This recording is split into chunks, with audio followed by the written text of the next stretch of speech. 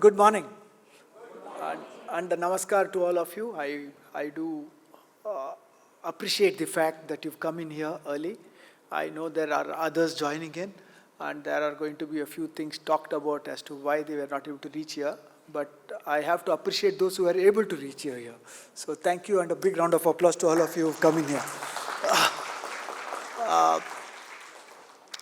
This program, if I could call it that, is something that's because of the fact that all of us believe that inclusion and diversity are important for all of us to survive as far as businesses are concerned. I'd like to thank Mr. Nagesh and Amisha for having thought about this as a thought process, and then of course the team from within Retailers Association of India, which is Lawrence and his team, to have come in and made sure that this happened for all of us. It's a job that requires a lot of passion and commitment to do this kind of an event. It's not a normal business event. At the same time, you can't do this unless you believe that businesses would need ACOM as part of the methodology of working. So thank you very much for being here. I've got a big presentation. I'll try and make it fast so that some of you can kind of capture what's got in it and also get a chance to ponder.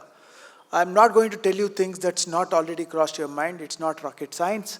However, I've tried to put it into a structure that could possibly trigger a few more thoughts for all of us.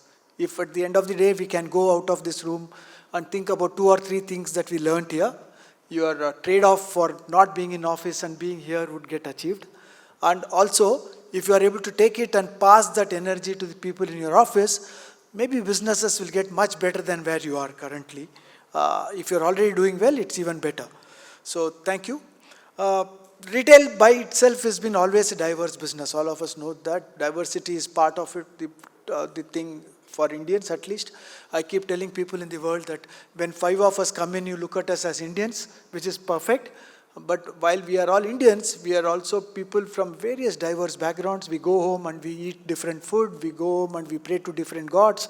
We go home and we wear different dresses. We go home and we have a different cultural background. And India changes anyway. If you move within India, every 100 kilometers, it's a different India.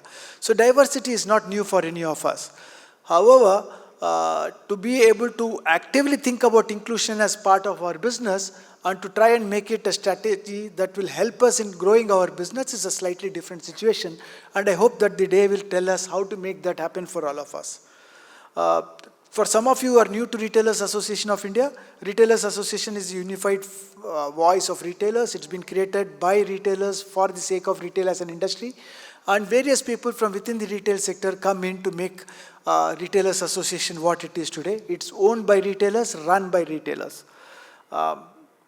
We do 3 things. We do advocacy, we do retail learning, various training programs for people, and then of course we also do industry creation activity, one of which is the thing that we are doing here today. So we do events, we do various initiatives, we do knowledge papers, etc. that will create new benchmarks for retail as an industry at various points of time. We do have 2,500 of retailers who are members with us, but we have also got members who are not directly linked, but indirectly through associations that are our members. So when you look at it in that form, it's almost about 18,000 members with us. 700,000 outlets is what we last counted. It could be slightly more. 25 lakh people work only from within RAI, which is the count that we've had recently. Now these are direct employment. If you look at indirect employment, it's much more. And then of course it represents all kinds of leading brands in the country. We do 4 things as far as RAI is concerned. We try and make sure that we can connect people here. So if at the end of the day, if you are able to shake hands with more people and walk out of here, you've connected with each other. You also had conversations, hopefully. We do help in letting conversations happen. We like to believe that we do some things to make sure that collaborations happen. And of course, sometimes we also come in as catalyzers of some of the things that's done in this business. As far as today's topic is concerned, it's something that all of us think about at a conscious or unconscious level. I'm sure some of you are in HR will definitely look at it more consciously. Some of the people who are running a business, it is at the back of the mind, but not necessarily at the foreground of what we do. But when we get a chance to sit back and think, what have we done for this particular aspect of the business, we come out thinking, okay, we can do more, and that would mean that it's a much better business to be in. It's naturally diverse, like I already talked about. Inclusion is a definite business advantage. For some of you who have adopted, how many of you have consciously been adopting inclusion as your business? Raise your hand, don't feel shy. Quite a lot of you. So that means that you've got a conscious thought towards inclusion, and I'm sure, and how many of you have seen advantages of it? Okay, so we've got the emissaries who can help us to tell how do you take advantage of inclusion as a conscious method in businesses. And that's what I think we'll need to think. And for those who have not raised your hands, do not feel shy or do not get worried. There are others sitting here who will lead us and tell us how they have been able to utilize inclusion as part of their strategic advantage.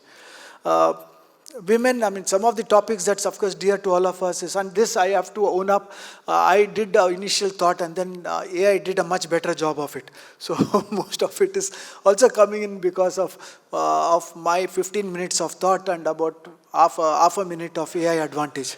So women in retail, a conscious decision, how do you make them part of the strategy of running a business? But more importantly, I think the topic that's dearer to me and for some of us that I've spoken to you is how do you get more women to come in and work in retail, in the informal sector as well as in the formal sector, and what are the various things, basic things that needs to be solved to make sure that women are able to feel that it's a safe industry to be in.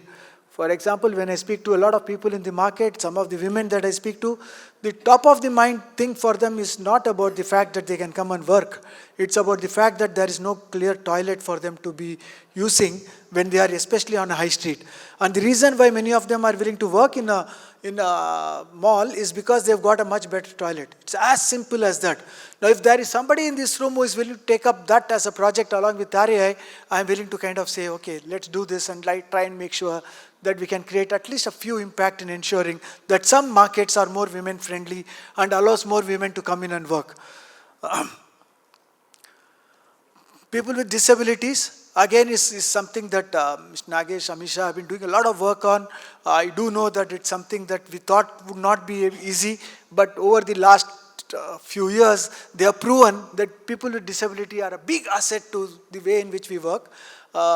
Currently, there are lots of people who are talking to me to try and create accessibility as part of the methodology for every retail store, so that not just that we are getting people with disability, but we are also creating accessibility as an easy method for them to come in and access our stores. So we are talking to people, we'll have to try and see as retailers, how do we ensure that we get certified on accessibility so that customers as well as our employees can access our stores much easier to be able to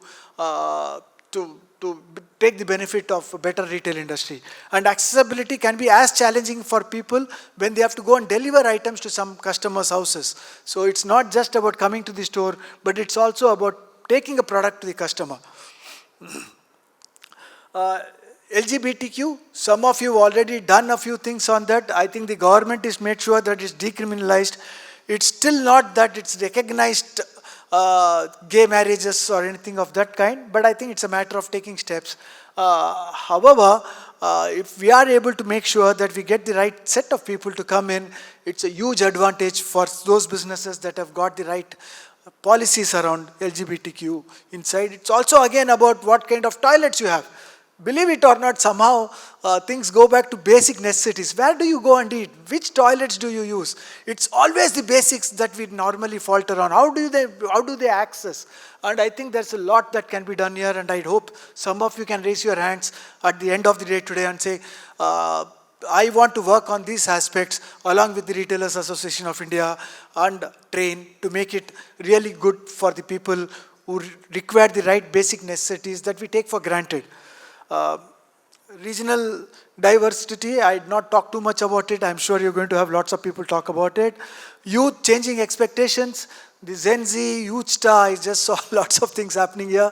I think the expectations are very different, and the youth of today are willing to put their money where their mouth is.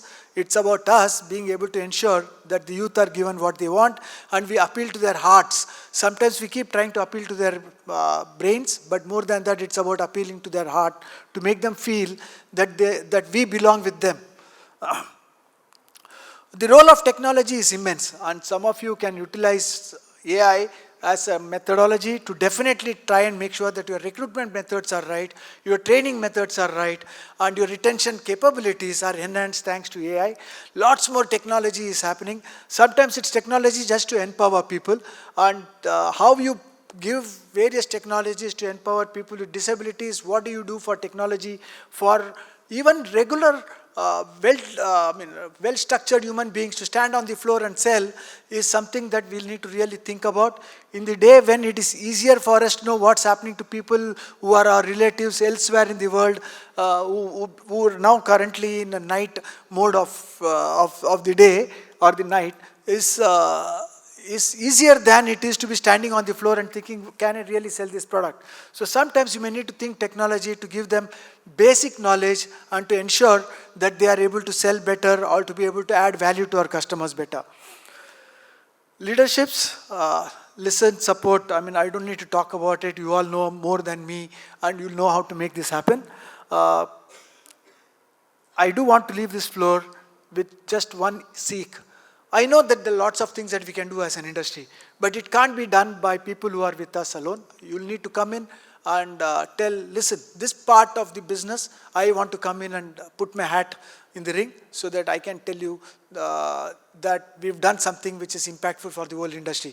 So if you are interested in people with disabilities for accessibility, if you are interested in making sure that women and their basic necessities are met when they are coming into our stores at various levels, at various points, I think I'd welcome you to come in and join this movement with us. Thanks.